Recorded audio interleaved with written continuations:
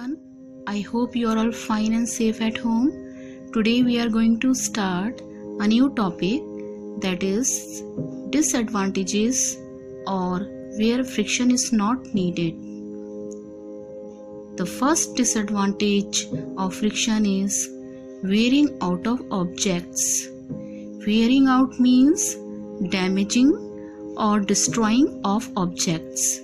The object can be any machine or sole of shoes or any other part. Friction wears out the rubbing machine parts.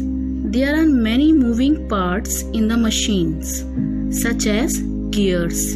Here in this picture you can see this machine part, that is the gears. Now these gears are constantly rubbing each other when they are working.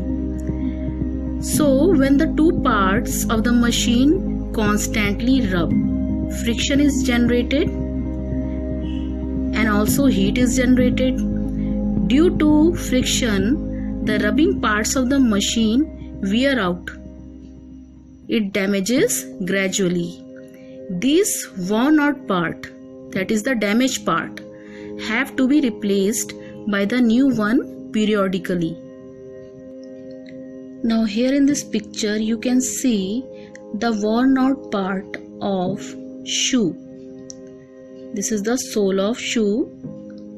So friction wears out soles of shoes. Friction wears away the soles of our shoes when we walk on the road. So when we walk on the road, there is a friction between the soles of our shoes and the surface of the road. Due to this, soles of our shoes wear out gradually.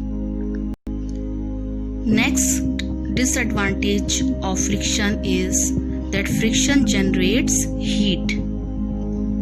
For example, when you rub your palms against each other, it generates some amount of heat due to friction between your palms. Now have you seen metal being cut with a rotating blade?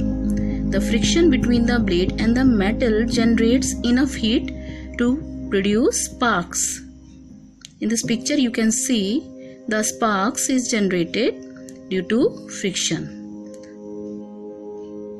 Next disadvantage of friction is that it reduces efficiency of machines. Means it reduces the working of machines. As you know, when the machines are constantly rubbing each other, then friction produces heat, which can increase the wearing out of machines.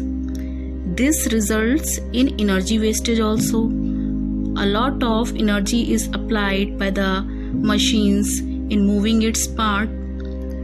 So it reduces the efficiency or working of machines.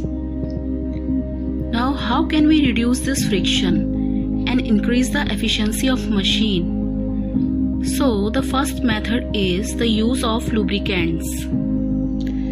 Lubricants are the materials which are used to reduce friction between the two moving parts or the surfaces.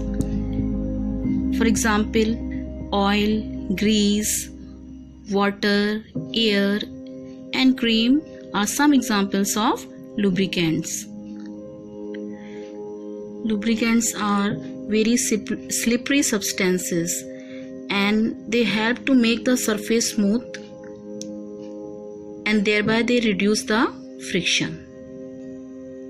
Another way to reduce the friction is by using of ball bearing.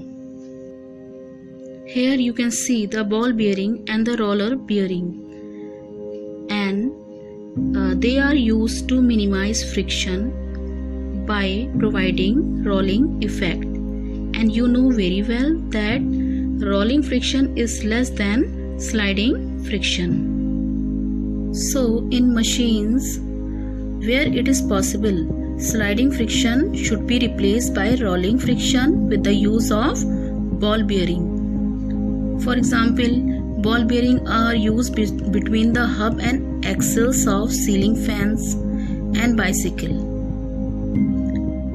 So these are the ways to reduce the friction. I hope you must have understood this topic very well.